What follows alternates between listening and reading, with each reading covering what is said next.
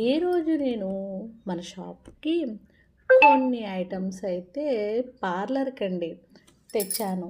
అయితే ఇన్నాళ్ళు సింప్లీ ఉండేది.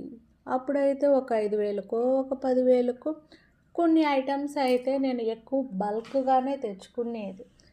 ఇప్పుడు సింప్లీ తీసేయటం వల్ల ఏందంటే కొన్ని కొన్ని ఐటెమ్స్ నాకేం కావాలో అయి తెచ్చుకుంటున్నాను.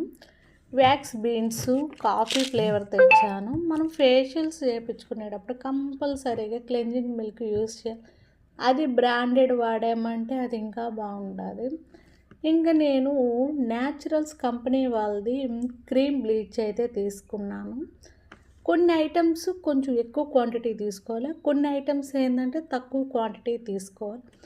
ఇవన్నీ ఏంటంటే 15 సంవత్సరాల జర్నీలో నాకు ఏది ఎలాగా అనేది అర్థమవుతాయి. ఇవైతే మ్యాజిక్ స్పాంజీ ఎక్కువ తెచ్చుకున్నామంటే డేట్స్ అయిపోతాయి, పడేయాలి.